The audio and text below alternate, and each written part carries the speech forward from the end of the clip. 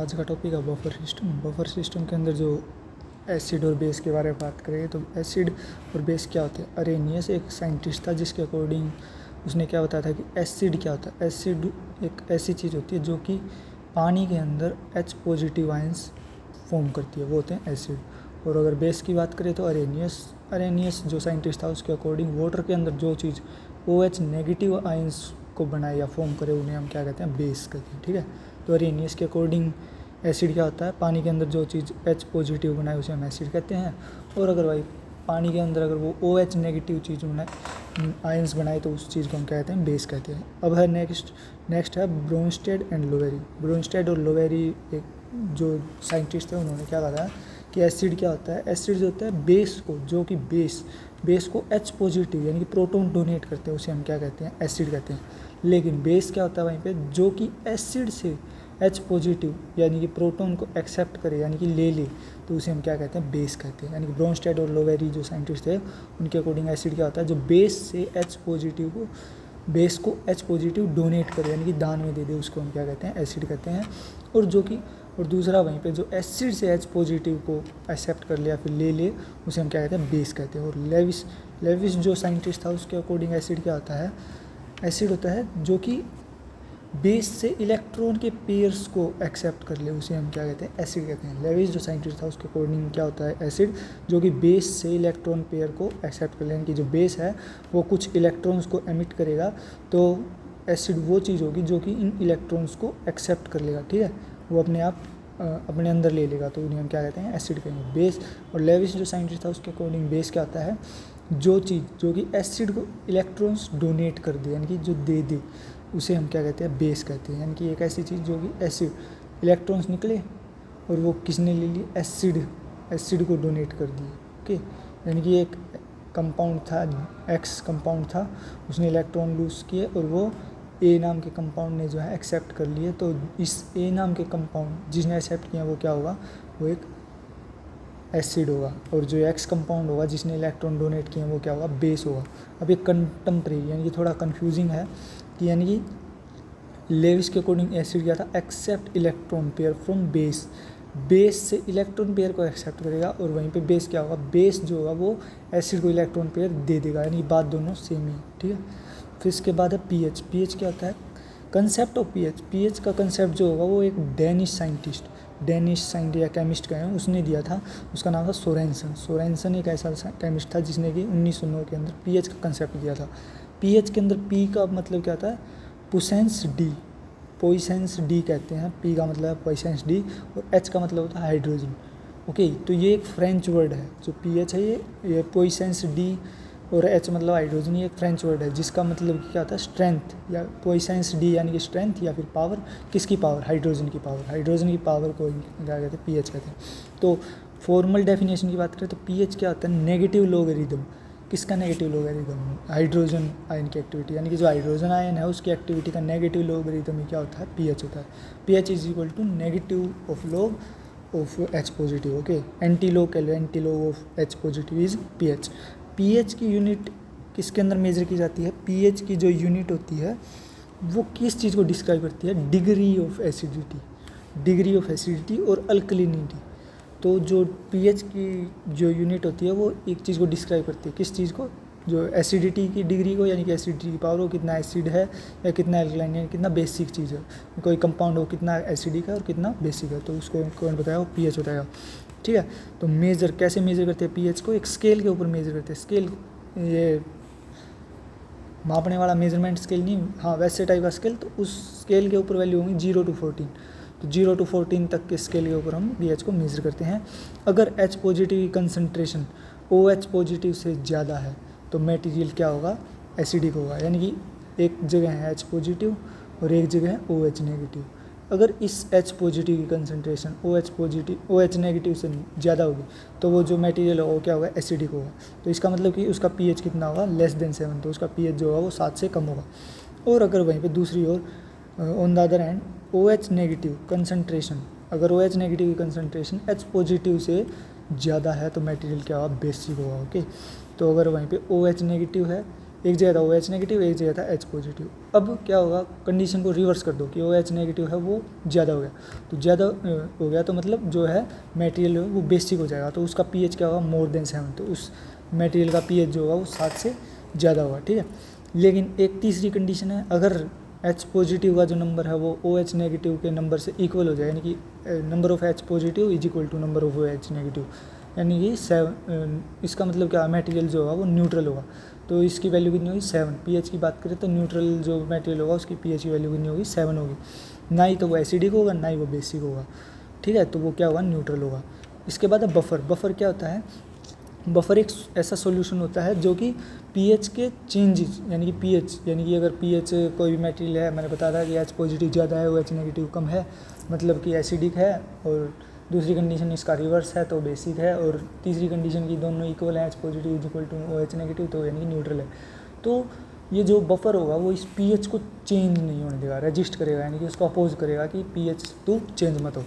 तो कब होगा कि अगर हमने मान लो एक बीकर है, उसके अंदर एक नॉर्मल सा सॉल्यूशन है, उसका कुछ pH है, उसके अंदर हमने थोड़ा सा एसिड डाल दिया, यानी कि H पॉजिटिव वाले आयंस डाल दिए, तो अब इसके अंदर अगर बफर होगा तो बफर क्या करेगा, इसके pH, यानी कि जो ये बीकर के अंदर सॉल्यूशन था, अगर उसके अंदर बफर होगा तो हमने जो H पॉजिटिव आयंस डाले, यानी कि एसिड डाला है, तो उसके कारण इसके pH के अंदर कुछ ज़्यादा चेंज नहीं आएगा। तो ये जो बफर है वो क्या करेगा, वो इस चेंज, इसके pH को pH के अंदर चेंज को रजिस्ट करेगा कि भाई pH तो चेंज मत हो, ठीक है। और दूसरे साइड अगर हम OH नेगेटिव भी डालें तो भी इसके ऊपर कोई असर नहीं पड़ेगा, ठीक है। तो pH जो होगा वो नॉर्मल जितना उसी रेंज के अंदर रहेगा।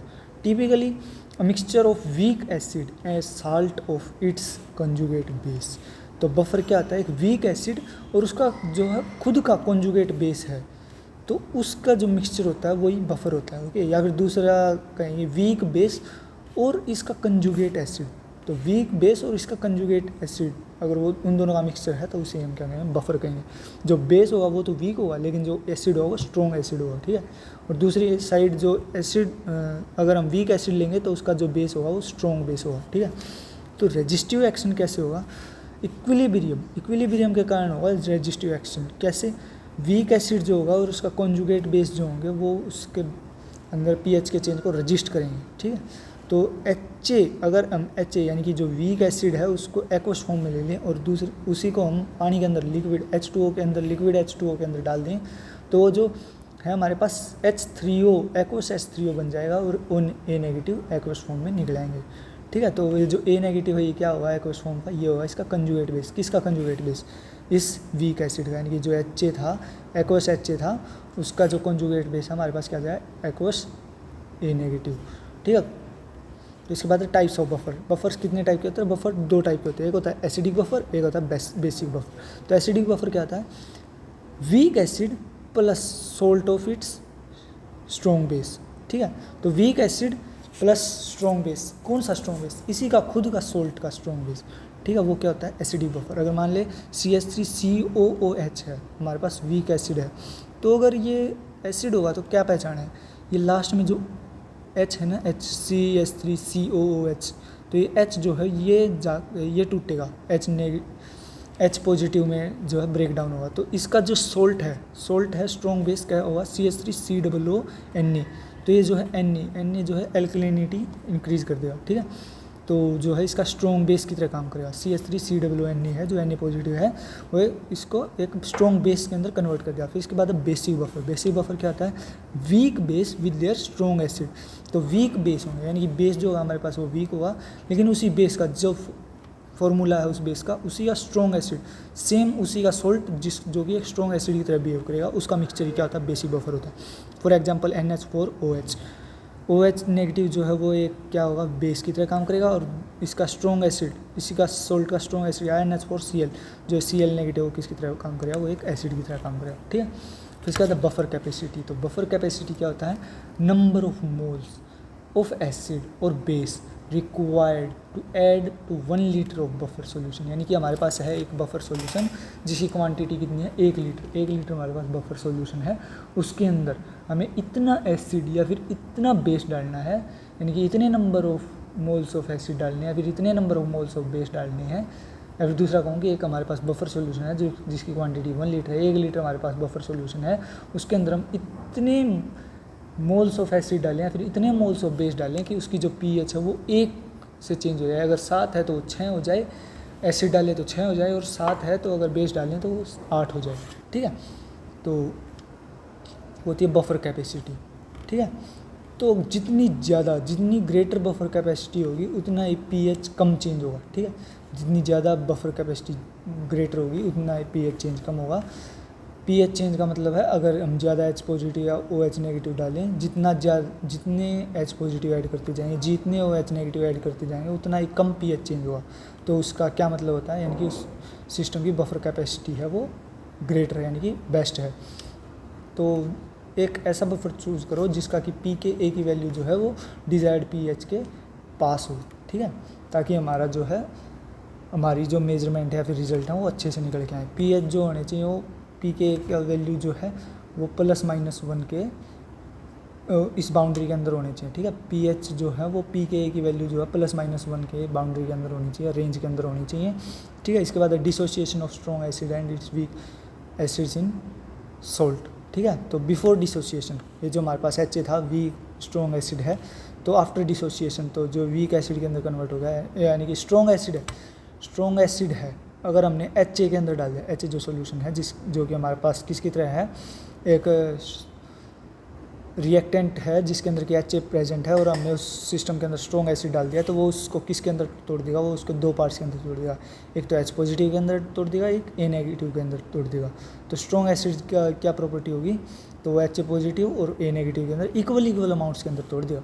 ठीक है, तो जितना एच की क्वांटिटी रिएक्टेंट के अंदर थी उतनी क्वांटिटी के अंदर होगी प्रोडक्ट के अंदर होगी, किसके बाद, डिसोसिएशन के बाद, वो होगा स्ट्रॉन्ग एसिड की प्रॉपर्टी।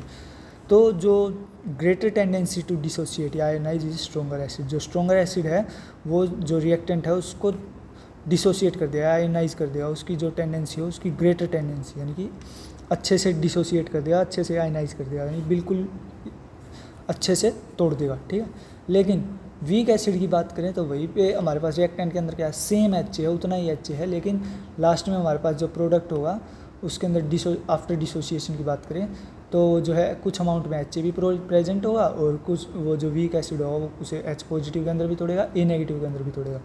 तो हमारे पास इसके अंदर प्रोडक्ट के अंदर एच भी प्रेजेंट है, रिएक्टेंट में भी एच था, प्रोडक्ट में भी एच है, और कुछ एच है, यानी कि अगर मान लिया 100% एच रिएक्टेंट के अंदर था तो वो 80% एच जो है वो किसके अंदर प्रेजेंट होगा, वो प्रोडक्ट के अंदर प्रेजेंट होगा, और जो बाकी 10% हैं वो क्या होंगे, एच पॉजिटिव होगा, और 10% क्या होगा, ए नेगेटिव होगा। लेकिन जो स्ट्रॉन्ग एसिड था उसके केस के अंदर अगर हमारे पास 100% एच है तो हमारे पास 100% ही एच पॉजिटिव होगा, 100% ही ए नेगेटिव होगा।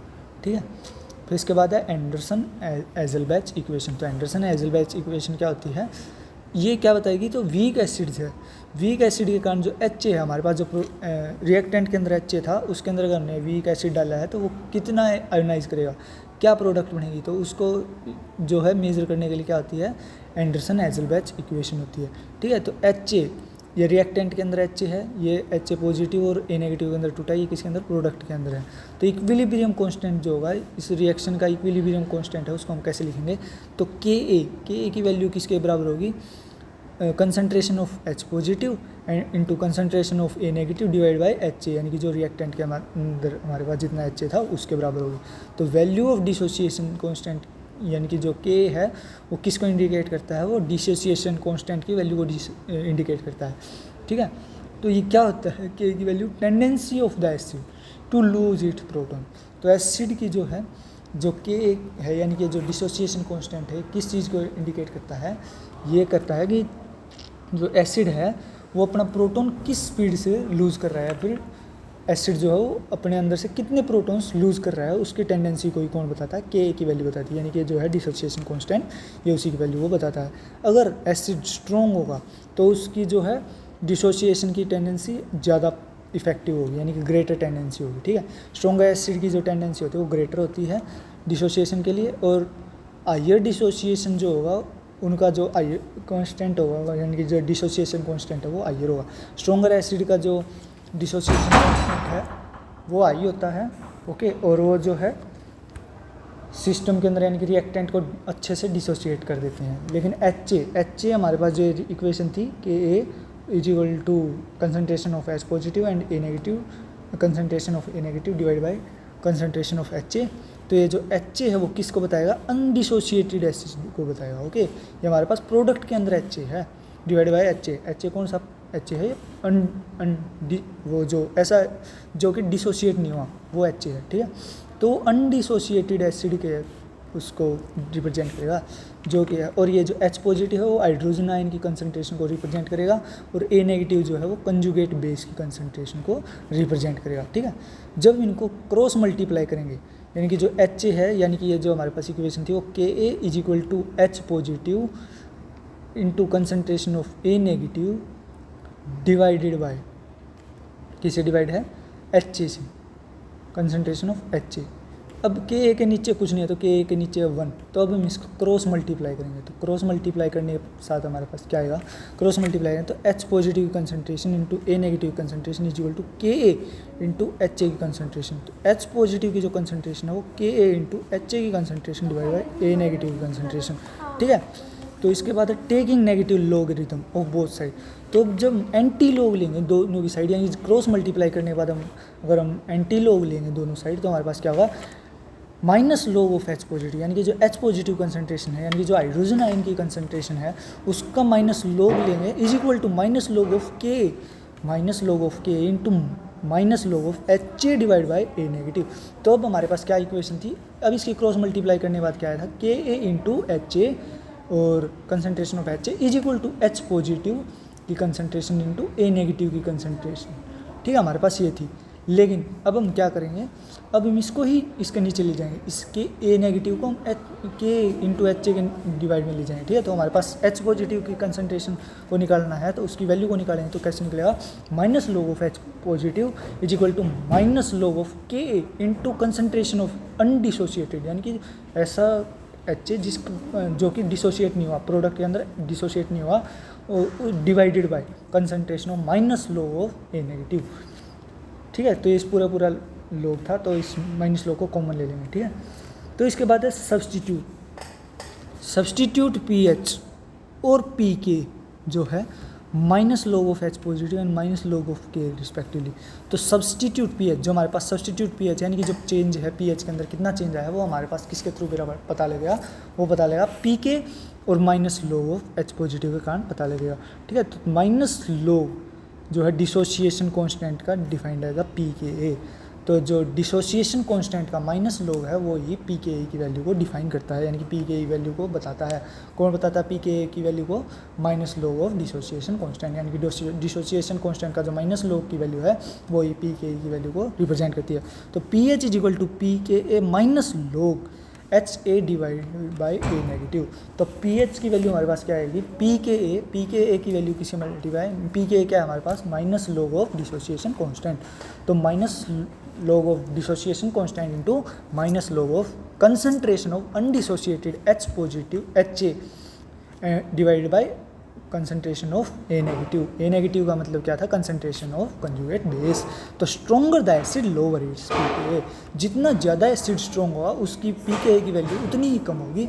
तो उस लास्ट की जो इक्वेशन है उसके अंदर हम माइनस के साइन को रिमूव कर देंगे, और माइनस के साइन को कैसे रिमूव करेंगे, जो लास्ट टर्म है उसको हम इन्वर्ट कर देंगे, यानी कि वो करते नहीं थे हम, यानी कि जो है 1/2 की पावर अगर 2 है तो इसकी अगर हम उल्टा कर देंगे तो वो जो है माइनस का 2 बन जाएगा, यानी कि जो 1/2 हाफ का स्क्वायर को अगर हम स्क्वायर को इन्वर्स करना है तो क्या होगा, 2 को ऊपर ले आएंगे तो 2 डिवाइड बाई 2 की पावर -2, ठीक है। तो pH is equal to pK plus log A negative divide by HA। तो pH की वैल्यू हमारे पास क्या आएगी, pK क्या था, लो डिफाइंड किसके था, डिसोसिएशन कांस्टेंट का माइनस लॉग। तो डिसोसिएशन कांस्टेंट का जो माइनस लॉग की वैल्यू थी वो क्या, किस चीज़ को रिप्रेजेंट करेगा, वो pK की प्लस, अब ये माइनस का लॉग है, इसने प्लस का लॉग कर दिया तो कैसे होगा, हमने इस जो ये लास्ट की इक्वेशन थी इसको इन्वर्स कर दिया, यानी कि जो A नेगेटिव नीचे था वो A नेगेटिव ऊपर आ जाएगा और जो अनडिसोशिएटेड HA था वो नीचे आ जाएगा, ठीक है, उसकी कंसंट्रेशन नीचे आ जाएगी। तो ये थी एंडरसन हेजलबैच इक्वेशन। तो pH is equal to pKa plus log into concentration of conjugate base divided by concentration of undissociated, जो भी अनडिसोशिएटेड एसिड, ठीक है, तो जो थी HA, ठीक है।